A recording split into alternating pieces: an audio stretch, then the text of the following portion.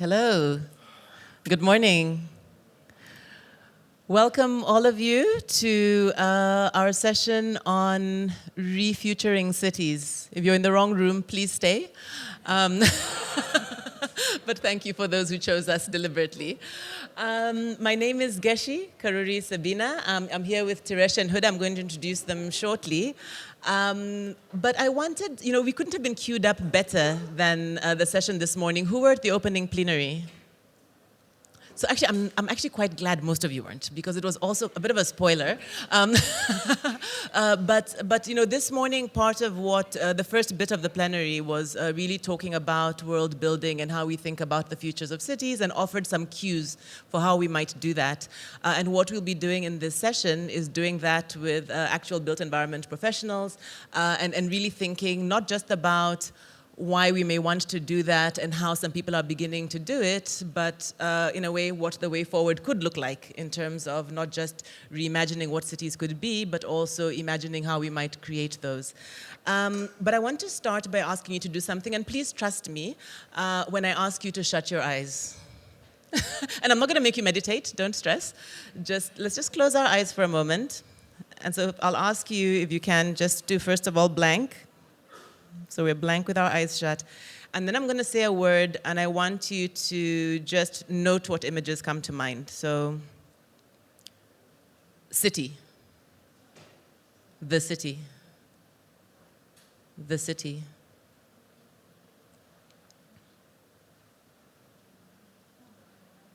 And now if you could just open your eyes, and if you can, just note down in front of you, or just make a mental note if you want, just a few words about what images came up for you. And I really do want you to try and take note of that, because I want to come back to it. What kinds of images come to you just when you hear the word or try to think the word? We'll come back to it, but just by way of framing the panel, I think I'd like to raise two questions. One is, why refuture cities? And two, what's our interest here today?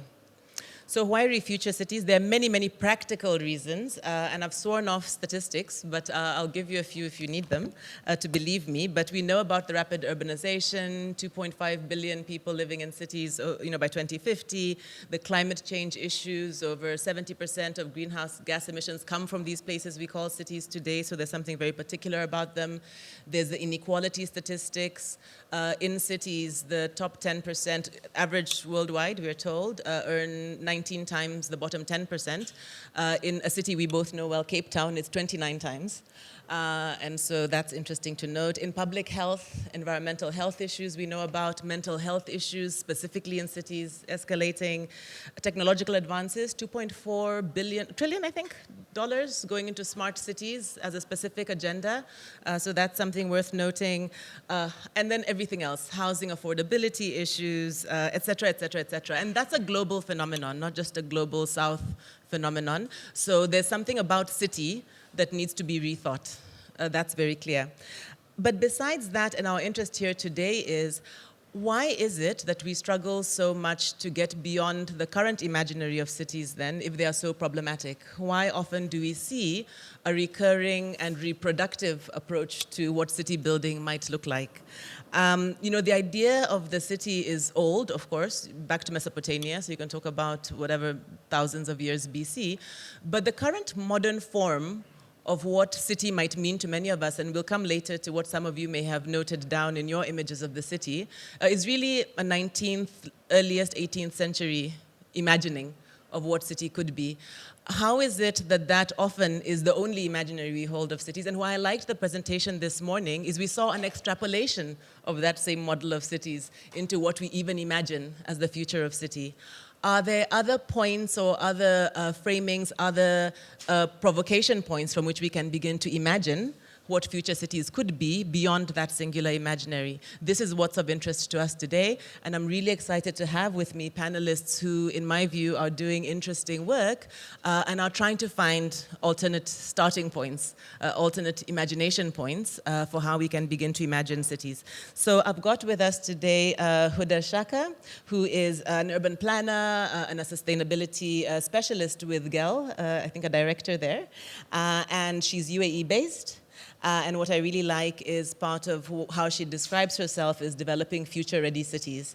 And we'll get to hear from Huda today about some of what they're experimenting with in terms of imagining a different kind of city.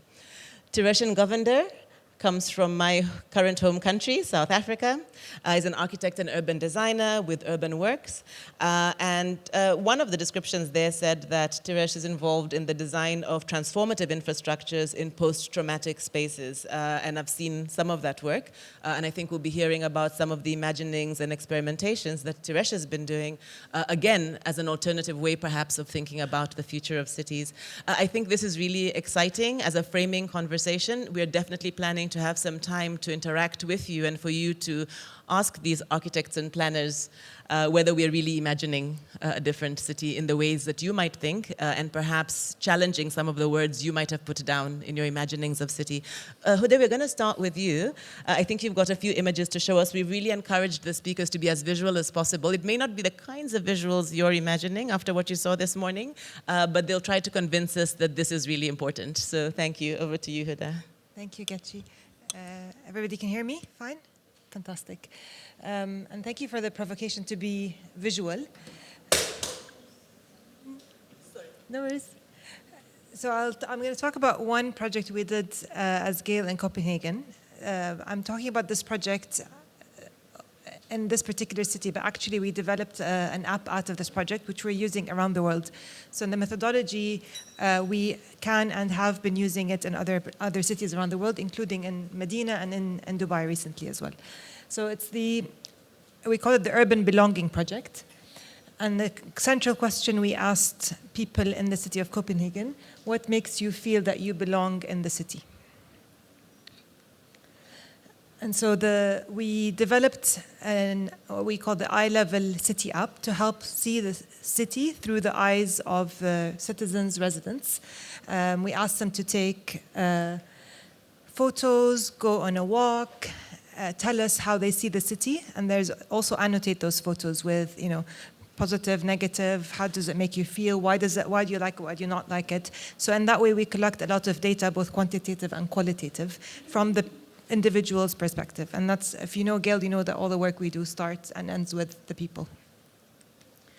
So these are the people that were involved in this particular exercise. This project sets out specifically to engage the underrepresented, the disenfranchised. So there were people from people's determination, people from ethnic minorities, from various segments of society. So we started engaging the organizations that represent those people, and then the organizations, brought us some of their own constituencies and representatives, and we engaged them in this project. More than 100 walks, more than 1,400 photos across the city of Copenhagen, which is not a very big city. And you can see the groups on the left-hand side. So we can filter by, we try and get a spread of, okay, this particular community, what did they see, where are the patterns, what are the trends, compare the photos with the walks, with the online data, with the surveys. So there's a lot of layering, what we call thick data.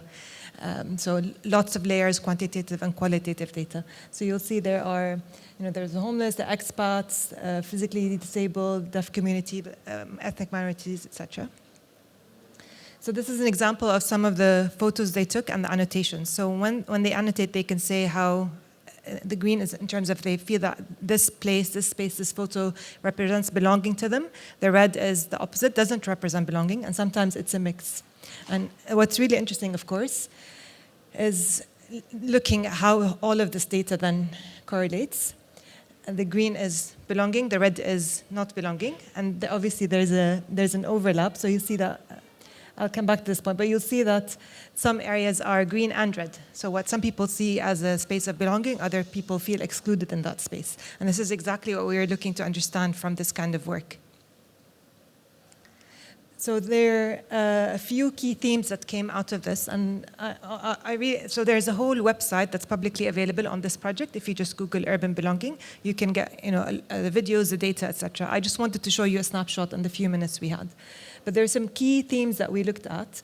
Sanctuaries of nature, and this is a recurring theme across of our work. We've done work in the US and other places where it's really interesting that generally people feel that they belong in nature spaces in cities. Lots of positive emotions come out of that.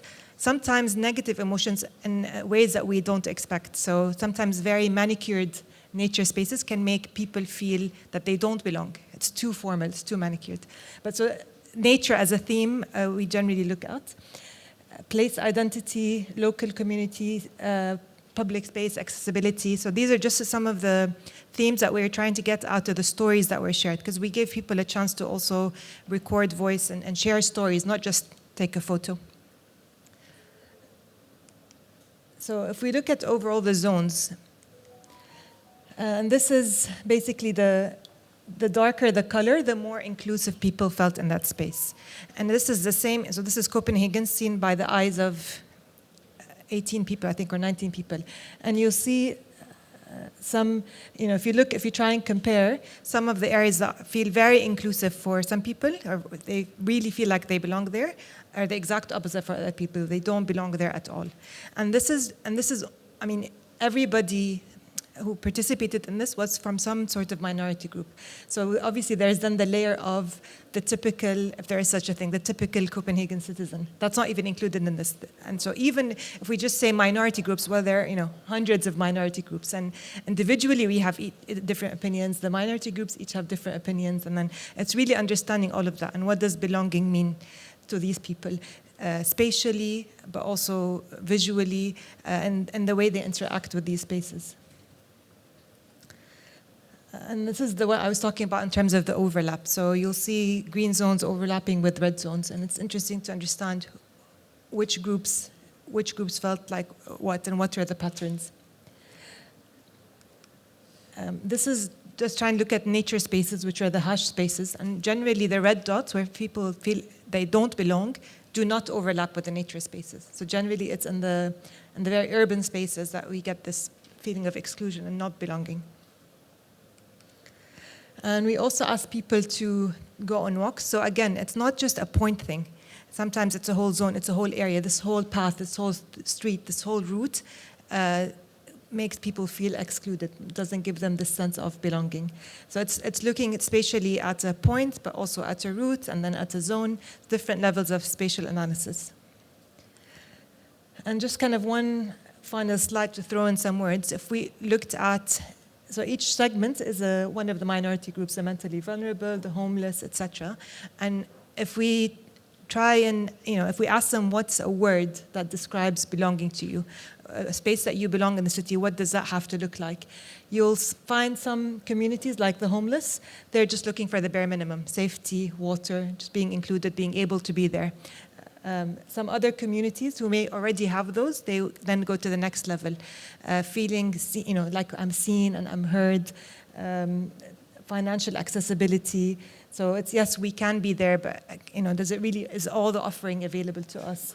Equality, safety comes up and time and time again, and many people would characterize Copenhagen as a safe city. But I think some of the feedback here is it's not always the case, depending on who you are and where you are. Sometimes it's safe, sometimes it's not safe. So again, a huge variety. There's all sorts of outputs that came out of this. A whole exhibition was there.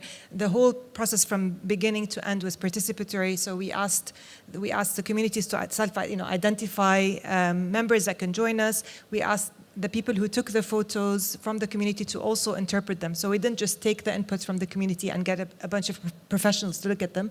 We asked the people to interpret their own photos and videos, etc. We pulled it all together, exhibition, and again invited the bigger community to come and share.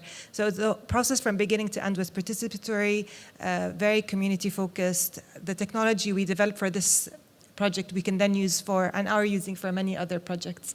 And it's a fairly simple idea that's trying to see the world from the eyes of the different community members and imagine the future through that lens. Thank you.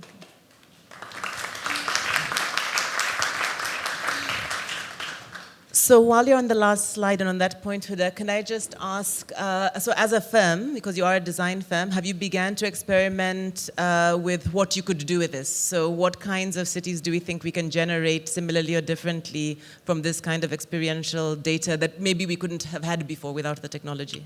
Absolutely. So, as you said, we're a design consultancy. We're not a pure research firm. So, to us, the research then needs to inform the design, and we look at and we kind of explore tensions. We explore what-if questions. Generally, we don't ask people. So it always starts with people, but we don't ask people very technical questions. We don't say, what style of architecture do you like? We also don't ask them, what do you want in the future? We ask them questions they are expert at. We ask them, what is your favorite place today? Where would you go with your grandma?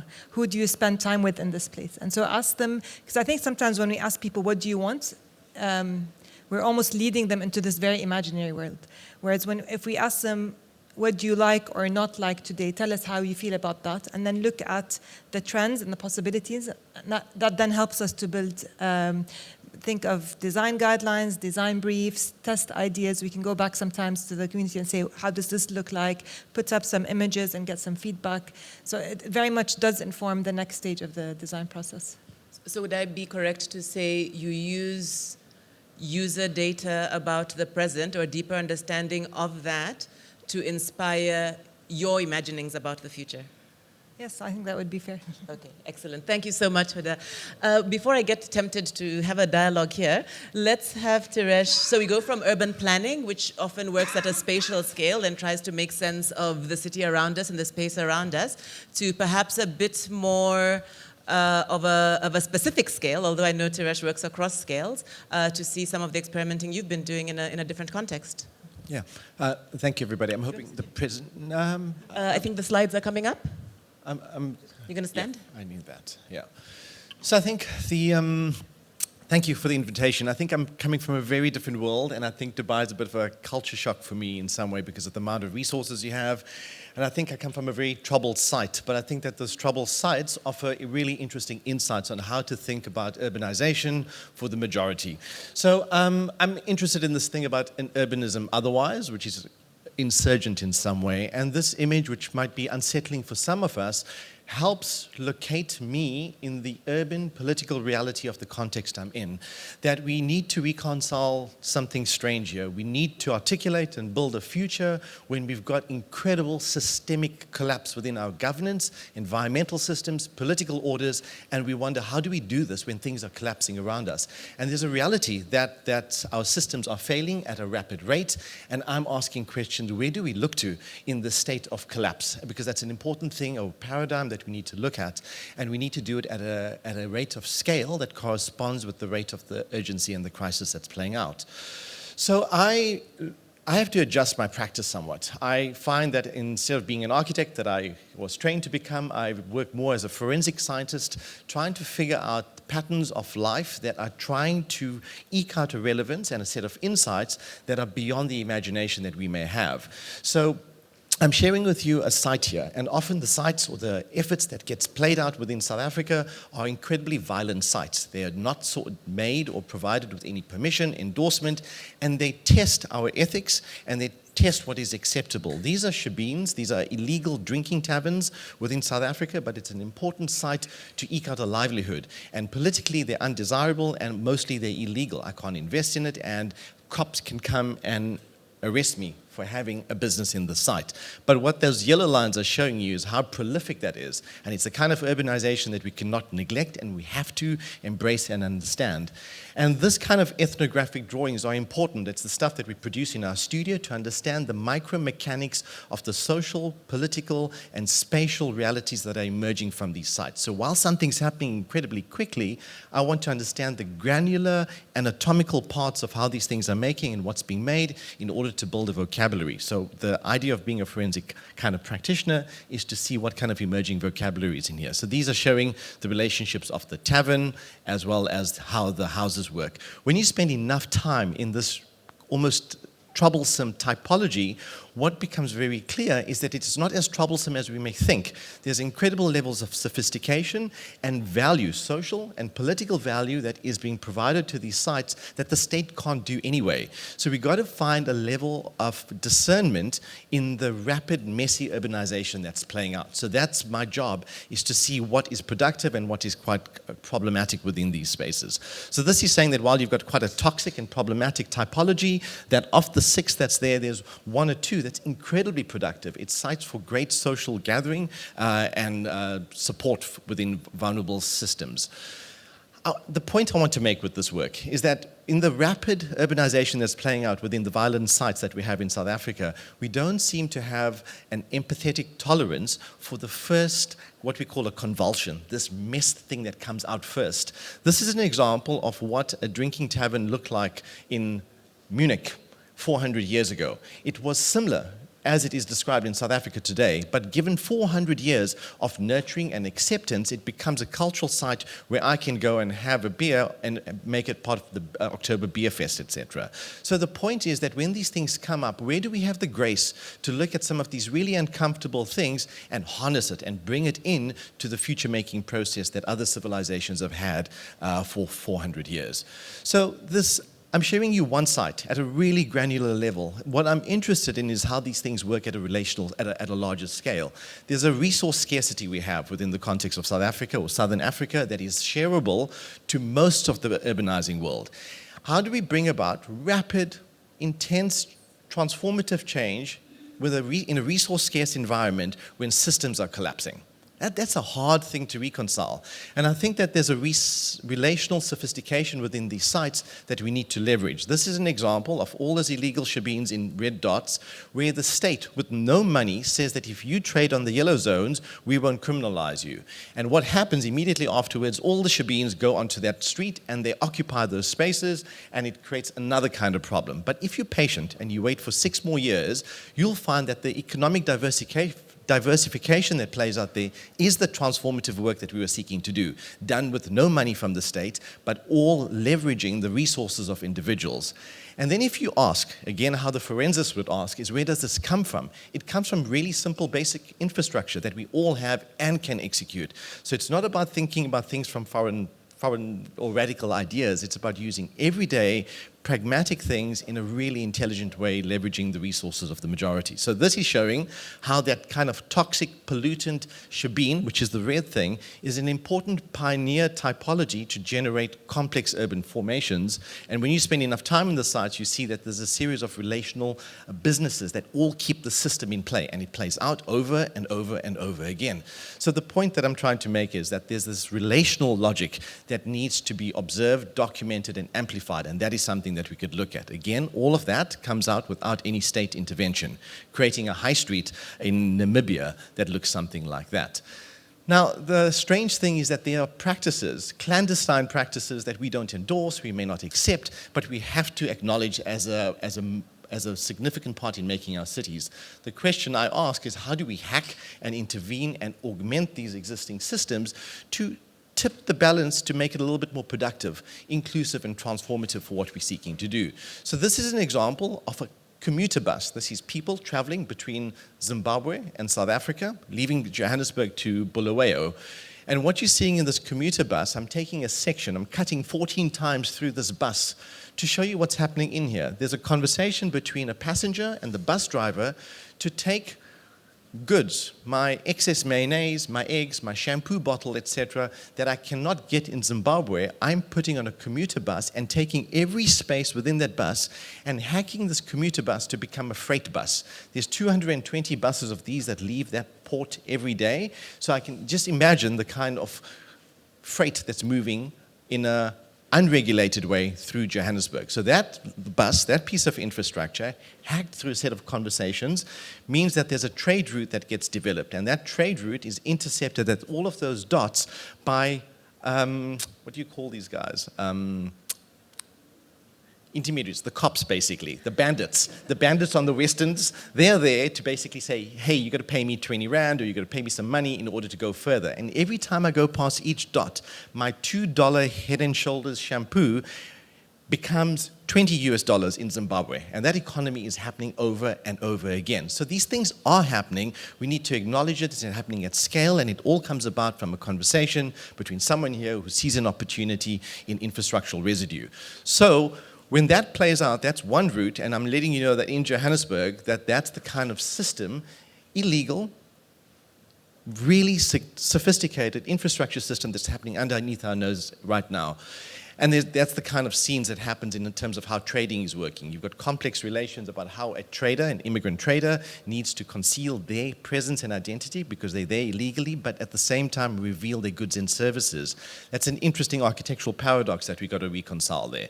So when you start looking at where these things happen and how they happen, we get excited about the radical transformation of existing office buildings into intense vertical shopping centers that we didn't plan, we didn't imagine, but is happening and exceeding, I think, our imaginary capability that we have at the moment. So I want to know, what is the tactics? That big moves about changing an entire building, it all happens by small incremental changes about taking a shop and making all these yellow pieces of the small adjustments that you're making. So again, as an architect, I want to know how these radical transformative cities are made by small micro actions and maneuvers. So that's the kind of language you're looking at. Coming back, in conclusion, to that fall that I talked about, that vertigo that you're feeling that things are falling down, and how do we do something that is both transformative with urgency and lack of resources. The idea for me is to fall fast with curiosity and to have a wider aperture to look at new emerging patterns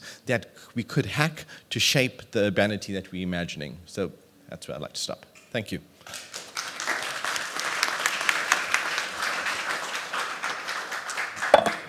So similarly, Thireshen, if I could ask you,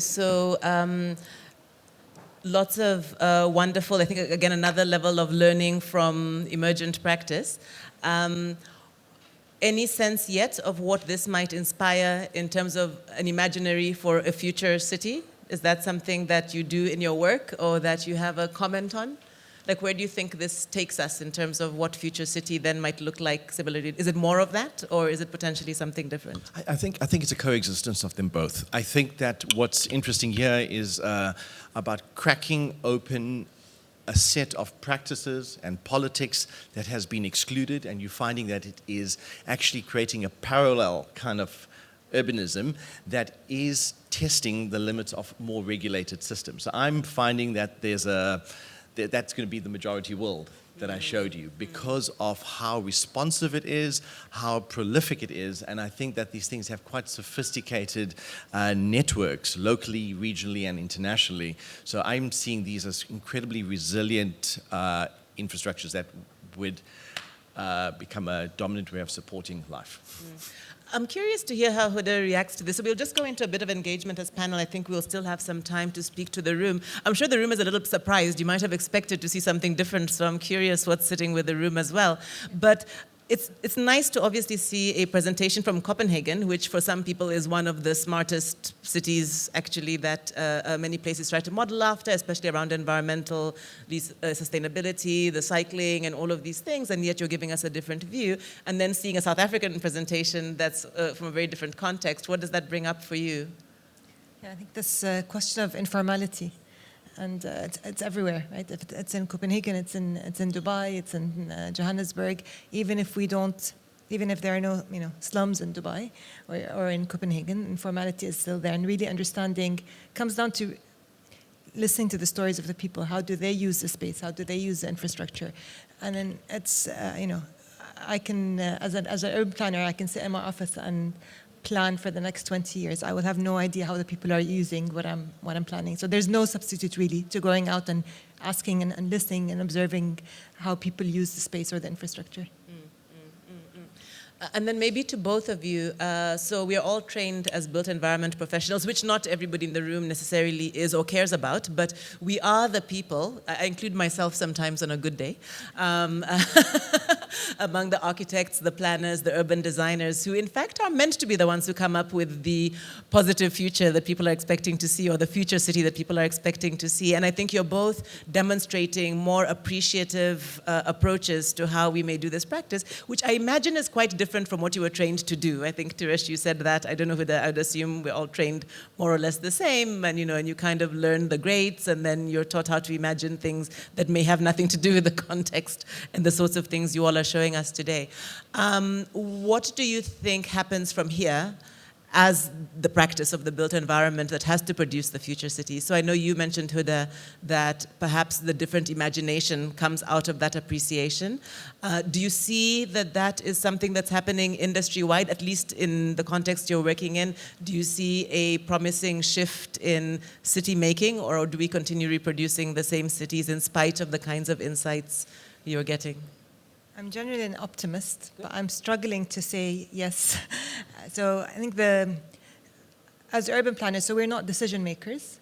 At best, we're advisors to the decision makers, and I think it's our duty to base our advice on the ultimate users of the space and of the city, almost interpreting or reinterpreting their views, their aspirations into the technical documents we create and taking that onto the decision makers. So that's where I see my role. And I think actually one of the biggest challenges has been, and the reason we got to where we got to is it's, think of a place like, the Gulf in general, bringing in professionals from elsewhere with their own imaginations and ideas, talking to the developers, etc., the clients over here, and creating a future without really, who else is involved in that process, and how does it speak to the people that are use or are going to use those spaces. So I think I feel like I'm not an architect. Started my training as a chemist actually, and so I don't have this idea of I will come up with the solution. I know I can't. I don't even see it my role as coming up with a solution. It's more about listening, synthesizing, putting together the different layers, and picking up the insights, packaging them in sound bites that I can then give to the busy decision makers, and being that bridge between the community and the developers or the decision makers in the city. So the work of design or of urban planning becomes about putting forward better evidence, better data in front of the people who have to make decisions that then determines the future. And interpreting that data. And interpreting the data. Thank you so much.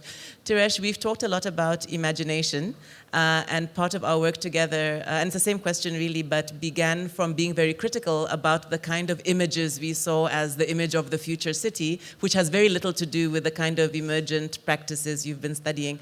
What do you think about the state of the field, and do you have a hope that there are different images of the future?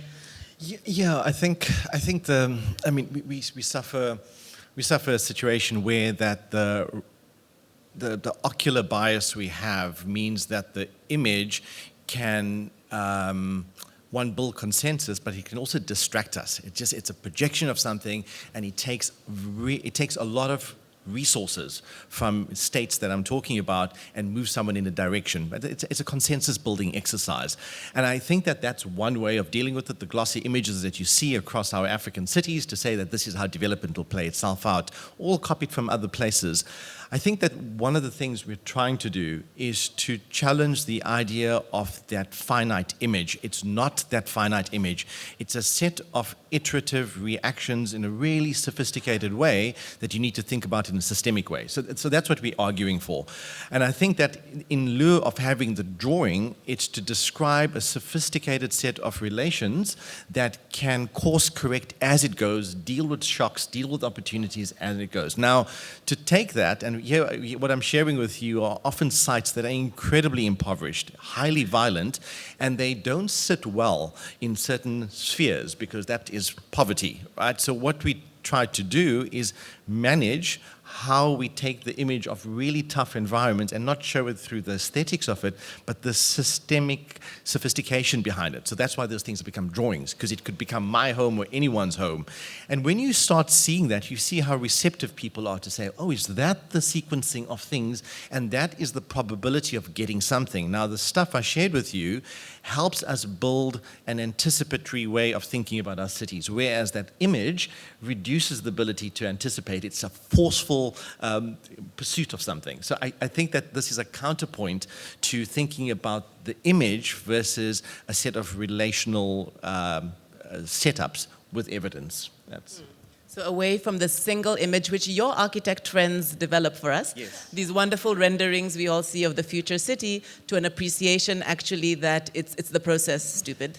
That's right, and I think that the thing that was needed, at least within the discipline of architecture, as much as we'd like to think about working in these volatile states, you need to hold the discipline quite softly and see what the discipline needs to be in particular contexts. So in a funny way, while I'm trained to be an architect, I'm using architectural representation and techniques to look at the structures of a city that I think is plausible to produce. So our job then becomes a revelationary act to show what is being built versus building something. So that's a little bit of a shift in the way we see the discipline right now. Discipline, so interpretation, revelation, very process-oriented. I want to open to the floor, and I see hands are shooting up there, and we do have time. We've done a good job. Great, so we've got a hand right at the back popped up first, and then we'll come, okay, well, the mic's gone here first. That's fine, go for it, while you've got it. Yes, go ahead, Ben. Thank you very much. My name is Ben, I'm South African, based in Switzerland, architect as well. So I'm glad that this has been a discussion. The one thing, living in Europe, coming from a sort of African background, is time. And I would like to be a bit provocative and throw out there. And so don't you think architects and engineers have all got it wrong? Because successful informal settlements, which are 2 billion people in this world, are actually more cohesive than the 2.5 billion that live in cities. And we have mega projects in Indonesia, neighbor here in Saudi, and I'd like to get your comments on looking more future and how we've actually failed. I know you've looked past and present, but if you could sort of expand on where they're going currently and going forward. Thank you. So let's have the mic go to the back there and then to the middle here. We'll take those three, and then if we're able to be short enough, maybe we'll take a second round. Go ahead. Yeah, so that's almost a follow-up question for mine. So I'm an architect wannabe. So my question for you is, if we were doing Foresight Futures research on the phenomena of what you're seeing in these informal settlements, like how are they doing it? They're not sitting in workshops with sticky notes and stickers and so forth. So organically off the grid, it's happening. If we could learn, what does that process look like? What does that foresight look like? And is it even called foresight? I'm sure it's not. But then if we could translate those lessons learned, how could we maybe get it right with the previous sort of question of building better social cohesion with some of those?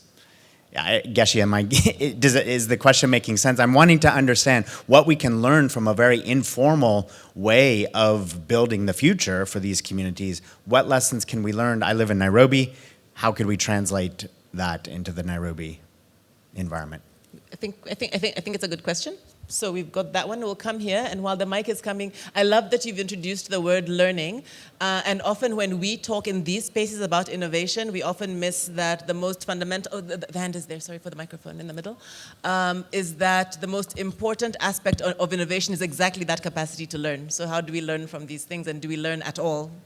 I'm not sure. Thank you. My question is with Huda.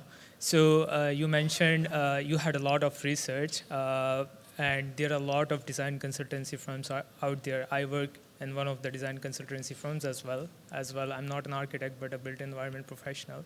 So is this data that you presented, can this data be utilized for other design consultancy firms or professionals where like the shortcomings that you figured out in your research can be incorporated and can be better utilized, to make more futuristic cities rather than the traditional architecture practices that we currently have in business?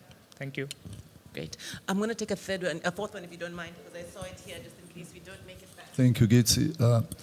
Blash, we run Forum on Future of Cities in Central Europe. My question goes, when you analyze patterns, and that was obviously a trade pattern in a very good example in order to anticipate the behavior, and then when you do urban planning and foresight.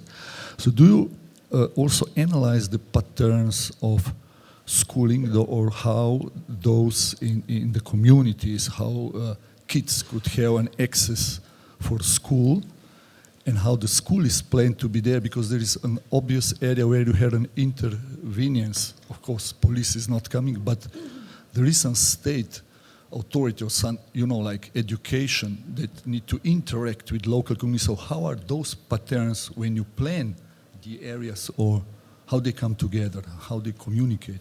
Thank you. Excellent. So I'm going to give the mics to the two of you. Gina, go first. And you can go in any order you wish. And I can repeat questions if you need them. And I can respond to the three together. Sounds good. So I think very briefly on time, and I'm not going to defend the architects or the urban planners. I feel like or the engineers for that matter, we're definitely in a mess in terms of our cities around the world, and I'm sure the built environment professionals had a role in that. For better or worse, they're not the decision makers, though, and I think the time is probably the critical factor that's missing from the design process, because you get given a brief to develop a concept design for a district in 2 weeks. So all the research methods you learned, all the curiosities you have, out the window. And so it just, you can't have 9 women deliver a baby in 1 month. It doesn't work. And it's almost on 90% of the work around the world is just done in a very rushed way that doesn't allow for this iterative process, listening and trying and testing. And the outputs are very permanent. When you dig a hole in the ground or build a building, it's very permanent. And so, unfortunately, there isn't the time to go through with the thinking on that. In terms of the learnings, yes, so I work for the company Gehl that was co-founded by Gehl. A lot of his research is published in his books. The research we have, whenever we can, we publish it. So this project, for example, the findings are on the public websites. Sometimes we are constrained by NDAs and client confidentiality and all of that, but we do try to share. We also have a database. We've been doing this for 20 years as a practice. We have a database from the over 300 cities we've worked in, and we share that data with on our projects. So we learn from the other cities we've been working with. It's a lot of the information, the data is out there for anybody to use. So that would be fantastic. And I'm sure there's stuff we can learn from others as well. Yeah, and I think the point about the learnings, how it's applied to bring about the changes we're looking for, one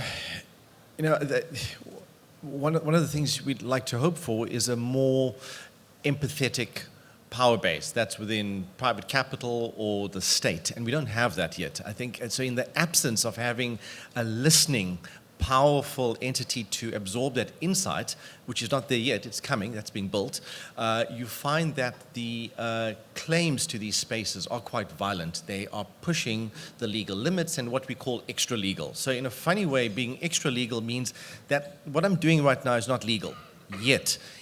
With a more plastic policy, those things will become legal. So I think this is really interesting what these spaces are doing, because it is producing new ways of thinking about how we occupy and reoccupy these states. And I think that the learnings are there. I think what I'm trying to do here is to decipher all the messiness and say that what you see is actually not as problematic as you think. Built into that is incredible sophistication, looking at the patterns that you talked about and putting that back into the academy or the policy space. So we put these things in those environments, and it manages, for example, those shebeens that you saw.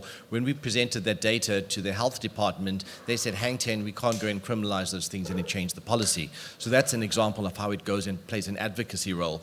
And it also depends on the maturity of those institutions to absorb the insights. The thing about the kids or the educational system, I'm not well equipped to answer that through this piece of work, because what this piece of work here, I deliberately showed you urgent, impulsive, quick occupations of things, because these quick, violent ones are the ones that were cracking open the imagination. Now, what that means, there's a particular kind of occupant that enters those spaces. It's a migrant occupant who has a certain agility. It doesn't come with family. An agility to set up, make space, create livelihood, and the idea is that in that generation or subsequent generations, the family structures or your social system becomes more complex, and then the other support systems on faith-based educational systems, more complex livelihoods come into being. So I think that what I'm sharing with you wouldn't show that, but what happens is that the ability to have my economic livelihood served, my recreational one, you find that as my needs are able to be articulated, it gets supported. So that happens eventually down the line, but not in the examples I showed you, because these are kind of pioneer or prospector type occupations that we were looking for. And actually, I think two things that raises with me. The one is in the previous session on time and space, there was this idea of a nomadism, almost a lightness and a mobility that allows certain kinds of innovation, and I think maybe that's partly what you're describing, but maybe what it then creates is friction. Is some friction with more established approaches that would say, for example, you need to be concerned with where schools are and where children are and how they're schooled, but we did also hear yesterday that we're heading toward 5 million kids learning in different ways and not necessarily in traditional schools. So maybe the spatiality also begins to shift in some of those ways. We are going into closing, and I do have a final question that I have to ask each of you. And the final question is, in a sentence, and so we get to talk about now what you desire. So as you begin to think about imagining a future city, a city with nature, or a sustainable city, if you will, what would you like to see that be in the future, given what you've learned through your work or your practice? So just in a sentence, what do you think would be a desirable future for cities? I'm happy for either of you to go first. One sentence? Well, I can be generous. You can give 1.5. I think it comes down to 2 words, people and nature. So it really needs to kind of understand the needs of the people and provide for them, provide spaces that support public life, that give people what they want, what they need in a comfortable, affordable, accessible way. And nature, and I like that you said nature, not green spaces. Nature comes in all colors, and it's really about experiencing that nature, touching, feeling, smelling, and not just looking at the tree from inside a closed container. So if we can get people and nature to thrive in cities, I think we've done a fantastic job. And I think this is me declaring my politics around a majority of people who are urbanizing being left out of prosperity, well-being, and stability. So my lens is to see a urban project that manages the precariousness of life, meaning that I'm able to make choices around family, food, home, even if it's in a temporary way, in a way that has a certain kind of care to it. So I think I'm interested to see how that happens, and the ability for people to construct autonomous environments within a framework that's more integrated. So the big word that stood out for me there is care. Cities that care, and cities that appreciate nature, but in the diversity of what that might mean for many different people. I have to end with a small joke. I'm on a WhatsApp group, as all of us are, too many WhatsApp groups. But on one of them, somebody posted the other day that she's from Cape Town, which has many beautiful places. And so one of the local indigenous leaders takes a group of people to a view. And one of the people says, let's say to a hilltop, and then somebody says, "What a stunning view." And the old man looks and says in Xhosa, a local language, "What is it with you white people and the view?" Because that wasn't actually why he was taking the person to see this, but it's this issue of nature and what we appreciate in nature and the beautiful diversity, and perhaps why the overlap between where people may see a particular kind of nature space as not being one that includes them, whereas for others it's exactly the view you were hoping to see. Thank you. I hope this was a little bit untraditional in terms of what you might have expected for a session on the future of cities, and I think deliberately so. We've heard a lot in the course of this morning, and I think perhaps other sessions, about the crisis of imagination, and I, for one, and I suspect my panelists might agree, that part of that crisis might come out of where we expect the imagination to come from and how we understand how cities get built and how we manage to reproduce perhaps what we don't want to see. Thank you for sharing your visions of something better with us. We've got, although I believe it's closed, a workshop tomorrow that will focus on rethinking or thinking about the future of Dubai in a participatory way. We'll also be launching launching a board game called Time Warp, which invites people into an inclusive visioning process that allows them to think about past, present, and future of the neighborhoods that they live in. And so even though the session is closed, I think we welcome you to follow up with any of us if any of those ideas interest you. And please do get involved in how you see cities, but also in maybe beginning to be a bit appreciative of how others might also experience cities and what futures we can imagine together. Thank you very much. Thank you, Dubai Futures Forum, and thanks to the panelists.